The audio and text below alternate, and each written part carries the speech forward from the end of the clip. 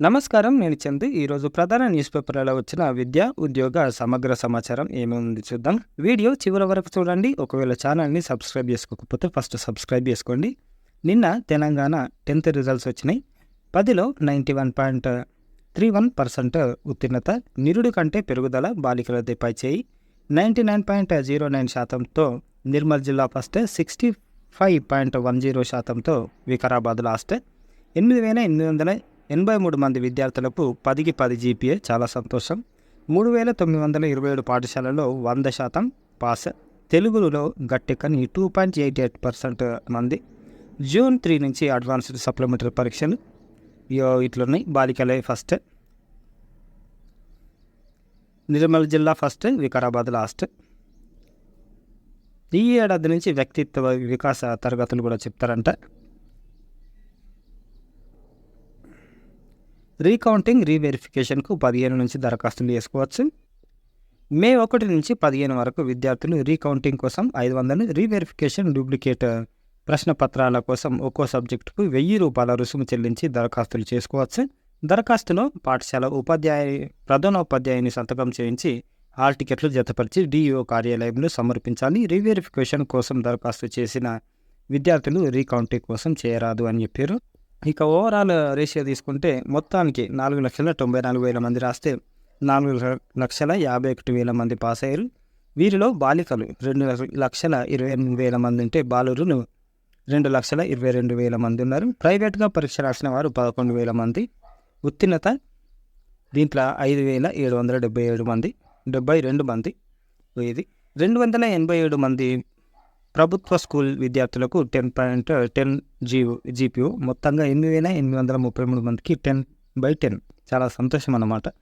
ఇక కొంతమంది ఏం చేస్తారంటే గవర్నమెంట్ స్కూల్లో చక్కగా చదువు చెప్తలేరు కాబట్టి ప్రైవేట్ స్కూల్లో పంపిస్తున్నాం, అప్పులైనా సరే మా పిల్లలకు మంచి ఎడ్యుకేషన్ రావాలి అని.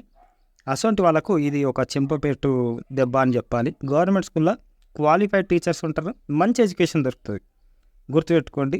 ఇగో ఇంత మంచిగా గ్రేడ్లు వచ్చినాయి అని అంటే అక్కడ ఎడ్యుకేషన్ ఎట్లుంది అనేది మీరు చూసుకోవచ్చు ఒకసారి. అటు మొత్తానికి ప్రైవేట్లో చెప్తలేరు అని కాదు, కొంచెం పరిశానే ఉంది ప్రైవేట్లో. టీచర్లు అటు ఇటు ఆగమాగం ఉంది. గవర్నమెంట్ స్కూల్ పోవడం మంచిదే. వాళ్ళు కూడా కొంచెం ఎక్కువ కాన్సన్ట్రేషన్ చేస్తే ఇంకా బాగుంటుంది. సప్లిమెంటరీ పరీక్షలకు మే 16 వరకు దరఖాస్తు. జూన్ 3 నుంచి 13 వరకు అడ్వాన్స్డ్ సప్లిమెంటరీ పరీక్షలు నిర్వహిస్తారు.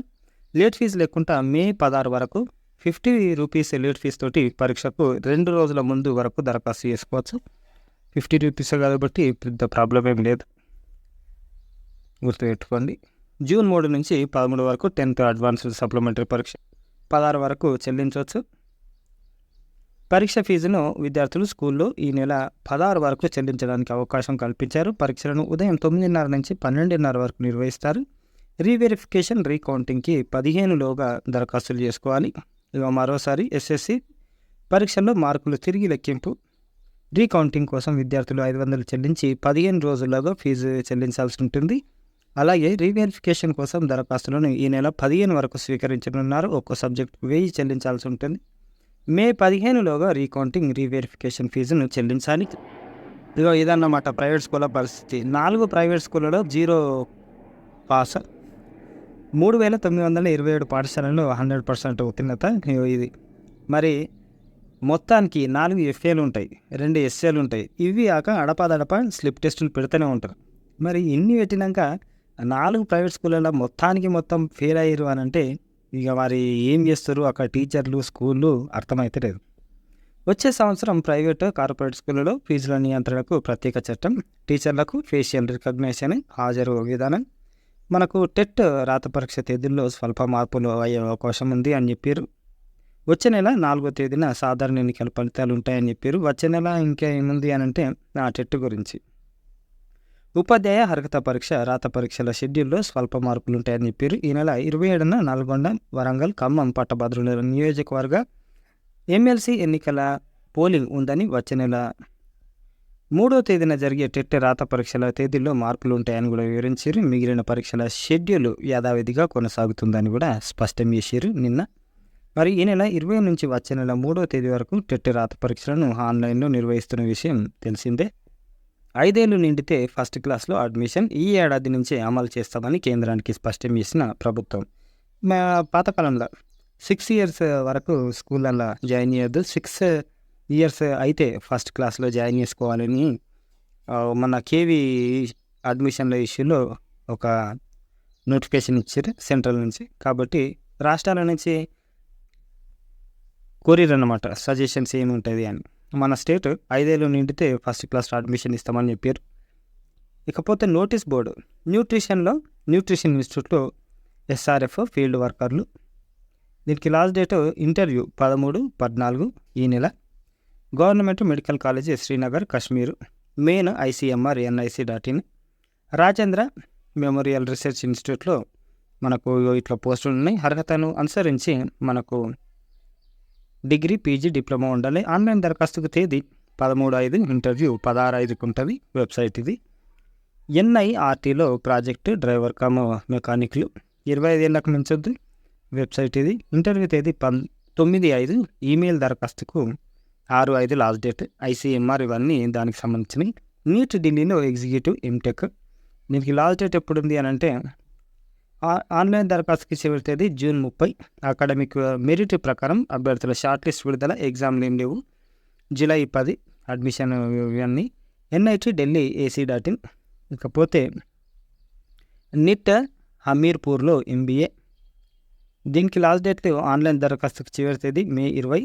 ఇంటర్వ్యూలు ఆన్లైన్లోనే ఉంటాయి. May 28, 29. Website NITH AC.in. BIT మెస్రాలో అకాడమిక్ ప్రోగ్రాంలు. హోటల్ మేనేజ్మెంట్, తర్వాత క్యాటరింగ్ టెక్నాలజీకి సంబంధించిన PG, PhD ప్రోగ్రాంలు ఉన్నాయి. దీనికి లాస్ట్ డేట్ ఆన్లైన్ దరఖాస్తుకి చివరి తేదీ జూన్ 10. ఎంపికైన అభ్యర్థుల లిస్ట్ జూన్ 18. MSc ఉంది. దీనికి MScకి last date June 10. Counselling notification June 14. Online test, interview, counselling June 19కి ఉంటుంది. PhDకి విషయానికి వస్తే ఆన్లైన్ దరఖాస్తుకి చివరి తేదీ మే 12. రిటర్న్ టెస్ట్, ఎంపికైన అభ్యర్థుల జాబితా విడుదల మే 17. ముఖ్య సమాచారం దరఖాస్తు ఫీజు జనరల్, OBC, EWS అభ్యర్థులకు 1500, SC, ST వాళ్ళకైతే 1000 రూపాయలు. Bit Mesra AC.in website. UGC net మార్పులు ఇవే అని ఇచ్చారు. దీనికి సంబంధించిన పూర్తి వివరాలు మనకు ఛానల్లో ఉంటాయి చూడండి. UGC నెట్ 2024 జూన్ నోటిఫికేషన్ విడుదల. నూతన విభాగంలో 3 కేటగిరీలుగా పరీక్ష నిర్వహణ. నెట్తోనే JRF, అసిస్టెంట్ ప్రొఫెసర్, PhD ప్రవేశాలు కూడా ఉన్నాయి. 4 ఏళ్ల డిగ్రీతో నెట్కు దరఖాస్తు చేసుకోవచ్చు అని ఇచ్చారు. దీనికి ముఖ్య సమాచారం ఆన్లైన్లో అప్లై చేసుకోవాలి. ఆన్లైన్ దరఖాస్తుకు చివరి తేదీ మే 10.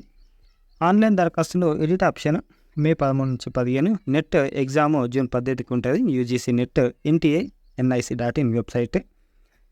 HURL న్యూఢిల్లీలో 80 పోస్టులు ఉన్నాయి. లాస్ట్ డేట్ ఆన్లైన్ దరఖాస్తుకు 25. RRC ఉత్తర రైల్వేలో 38 స్పోర్ట్స్ కోటా కింద గ్రూప్ D పోస్టులు ఉన్నాయి. Last date 16/5. కర్ణాటక సర్కిల్ తపాలా శాఖలో స్టాఫ్, కార్ డ్రైవర్ పోస్టులు ఉన్నాయి. దీనికి లాస్ట్ డేట్ మనకు హెవీ లైసెన్స్ ఉండాలి. దీనికి 14/5 last date. India post gov.in. AIRI ఢిల్లీలో ప్రాజెక్టు పోస్టులు ఉన్నాయి. దీనికి లాస్ట్ డేట్ దరఖాస్తులు పంపాల్సిన mail DPP MPP 2022 mail. 12/5 last date. Minority గురుకులాల్లో ప్రవేశాలకు ఆహ్వానం. మనకు ఏపీ నుంచి మైనార్టీ గురుకుల పాఠశాలల్లో 5 నుంచి 8వ తరగతి జూనియర్ కళాశాలల్లో మొదటి సంవత్సర ప్రవేశాలకు అర్హులైన విద్యార్థులు దరఖాస్తు చేసుకోవాలని ఆంధ్రప్రదేశ్ గురుకుల విద్యాలయాల సంస్థ కార్యదర్శి చెప్పారు. ఆసక్తి గల విద్యార్థులు దరఖాస్తు పత్రాలను సంబంధిత పాఠశాల, కళాశాలల ప్రధాన ఆచార్యులకు మే 31 తేదీలోపు సమర్పించాలి అని చెప్పారు.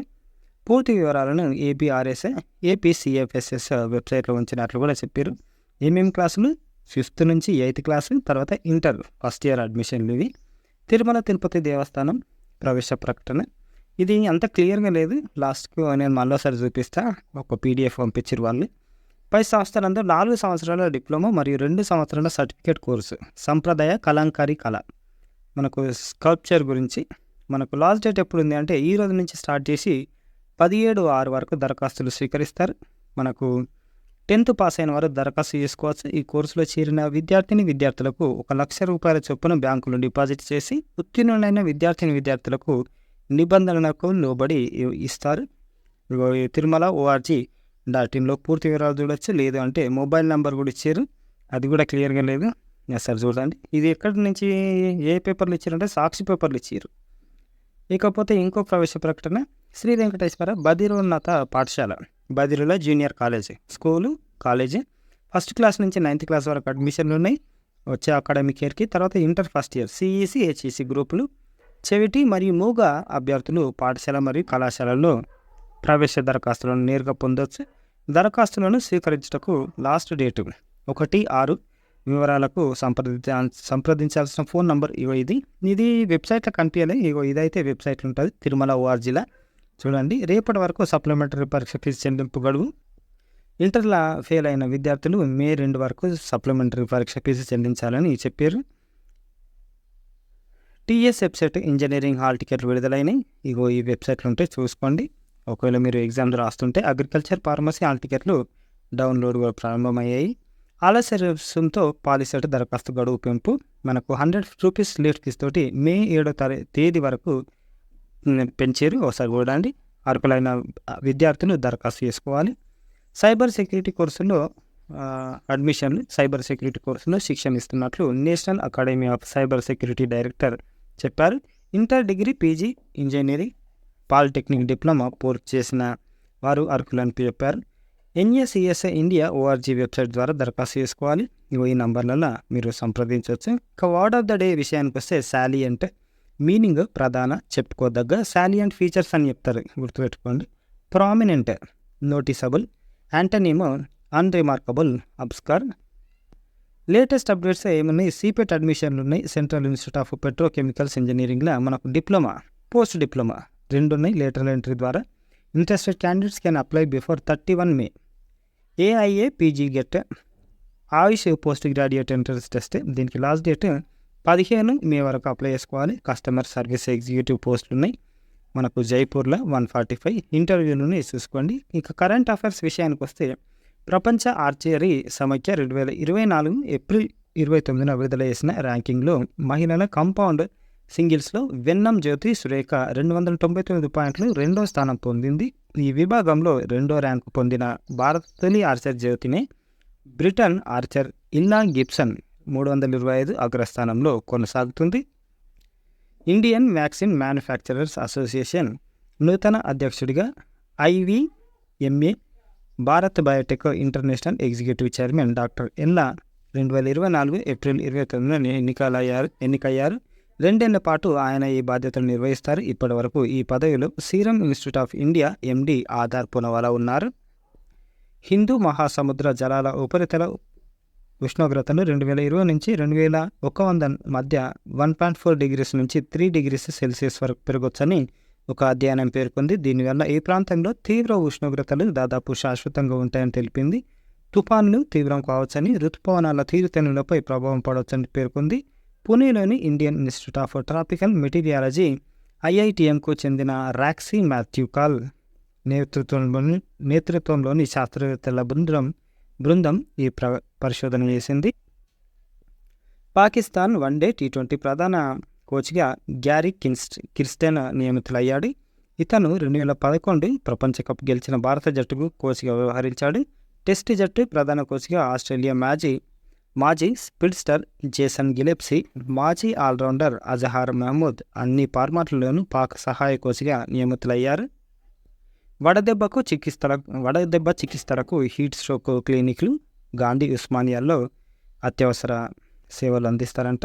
మరి ఏమేమి లక్షణాలు ఎట్లుంటాయంటే, సాధారణంగా కొన్ని లక్షణాలను బట్టి వడదెబ్బగా గుర్తించాలని వైద్య నిపుణులు చెప్తున్నారు. శరీర ఉష్ణోగ్రత బాడీ టెంపరేచర్ 40 degrees సెల్సియస్ లేదా అంతకంటే ఎక్కువ పెరిగినప్పుడు వడదెబ్బ బారిన పడే అవకాశం ఉంది. శరీరంలోని నీరంతా చెమట రూపంలో బయటకు పోతుంది. ముఖ్యంగా అలసట, తలనొప్పి, తల తిరగడం, వేగంగా గుండె కొట్టుకోవడం, వికారం, పాలిపోయిన చర్మం వంటి లక్షణాలు కనిపిస్తాయి. వెంటనే సమీపంలోని ఆసుపత్రికి తరలించి చికిత్స అందించకపోతే ప్రాణాలు పోయే ప్రమాదం ఉంటుందని వైద్యులు తెలిపారు. తొలుత రోగిని నీడ ప్రాంతానికి తరలించాలి. చల్లటి నీటితో లేదా స్పాంజ్, ఐస్ ప్యాక్లతో నుదురు, మెడపై ఉంచి చల్లని టవల్తో శరీరాన్ని తొడవాలి. అపస్మారక అన్కాన్షియస్ స్థితిలోకి చేరుకుంటే ఎలాంటి నిర్లక్ష్యం చేయకుండా వెంటనే ఆసుపత్రికి తరలించి చికిత్స అందించాలని చెప్పారు. నిర్లక్ష్యం చూపితే ప్రమాదమే. వడదెబ్బ విషయంలో నిర్లక్ష్యం చూపితే ప్రాణాలకే ప్రమాదం. ఎక్కువ ఆయిల్తో కూడిన ఆహారానికి దూరంగా ఉండాలి. టీ, కాఫీలు తగ్గించాలి. ఆల్కహాల్‌కు దూరంగా ఉండాలి. ఈ మధ్య కాలంలో దొరికే కర్బూజా, పుచ్చకాయలు, ఈతకాయలు, తాటి ముంజలు వంటి సీజన్ పండ్లను తీసుకోవాలి. డీహైడ్రేషన్‌కు గురి కాకుండా కాపాడతాయి. కొబ్బరి నీళ్లు మేలు చేస్తాయి. మజ్జిగన్నంతో కలిపి మామిడి పండ్లను తీసుకోవడం వల్ల విటమిన్ ఏ, డి శరీరానికి అధిక శాతం అందుతుంది. రోజుకు కనీసం 3-4 లీటర్ల నీళ్లు తీసుకోవాలి. వడదెబ్బ లక్షణాలు కనిపిస్తే వెంటనే చికిత్స అందించడం అవసరమని doctor Rajesh Utkala, general physician, Medicover వాళ్ళు చెప్పారు. ఇవన్నమాట ఈరోజుకి సంబంధించిన పేపర్ ఆర్టికల్స్. జర జాగ్రత్తగా ఉండండి. 10 మందికి షేర్ చేయండి వీడియో, లైక్ చేయండి, సబ్స్క్రైబ్ చేసుకోవడం మర్చిపోకండి. Thank you. ధన్యవాదాలు.